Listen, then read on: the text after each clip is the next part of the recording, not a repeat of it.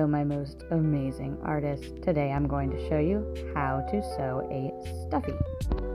I'm using felt, but you can use any fabric that you have at home. I have a needle threader here, but I'm also going to show you how you can make a threader with just a piece of paper. You need to cut it into a long rectangle that is small enough to fit into the eye of the needle, and you're going to fold it like a hot dog bun, just like that. And I'll show you how we use that in just a minute.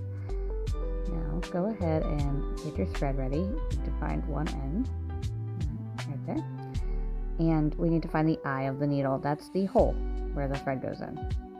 And if you have one of these needle threaders, it's really handy dandy. You just go ahead and push this little metal part into the eye of the needle, just like that, in the eye, boop. And then you're going to take the end of the thread and place it into that piece and pull back, just like that. And it pulls the thread through the needle. Now, if you don't have that, you can make this out of paper. Make a little hot dog bun, stick the thread in that little hot dog bun, and you're going to just push that through the eye of the needle with that thread in there and pull. And then you've threaded your needle. So once I've got my needle threaded, I pull both ends together and I tie a knot at the end of my threads. So both ends of the thread together, and I'm gonna make a little loop and tie a knot. Ready, and boop, there we go. You can tie a double knot if you want to. This thread's pretty thick that I'm using, so I don't need to do that. Now I'm going to cut my felt. You can use a template pattern, or you can just kind of draw it freehand. I'm just going to draw my shape freehand using a Sharpie. You can use washable marker or chalk to draw this onto your fabric or felt. I'm using this Sharpie because it's what I have handy and it shows up nice and clear in this video. Then cutting out the one piece, and I'm going to use that as my template for the second piece, and just trace that on there and cut, boop, boop, boop. I'm going to place them together and make sure that they match up, and if one's a little bigger, just going to trim off any excess. Now when we're sewing, it's important to keep your fabric together so it doesn't shift, and we can do that with clips or with pins. If you don't have pins, any of these little clips will work. I have the pins. They are sharp just like the needles, so be careful, and you can press it, boop, through both pieces like that to secure your fabric together and keep it from shifting while you are sewing. Once I have my two pieces secured, I'm going to start. I take the needle, push it through both pieces of the fabric, and then I'm going to carefully pull until it gets to that knot and it stops. I can trim off that little excess string I want. And now I'm going to keep sewing.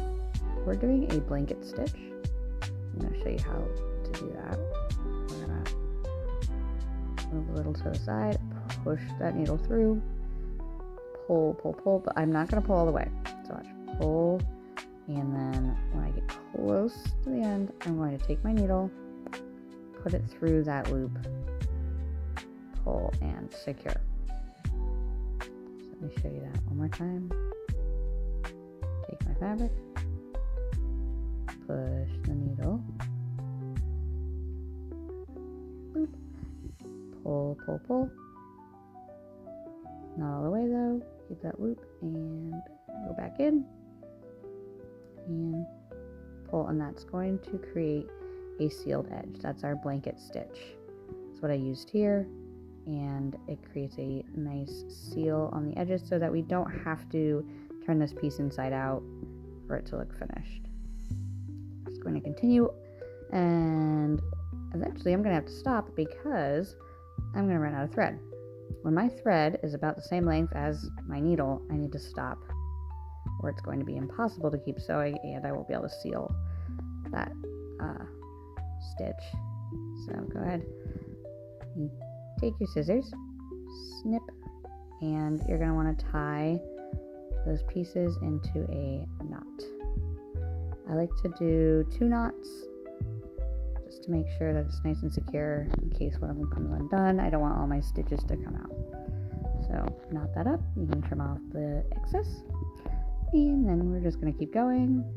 Rethread the needle, so, and I almost forgot to leave myself enough room to put the stuffing in. So don't forget to stop and leave yourself a little space so you can stuff it. I have some stuffing.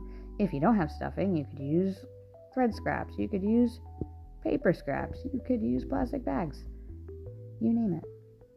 I'm gonna stuff that little stuffy, making sure that I am happy with how full that is, and now I can finish stitching it closed like that.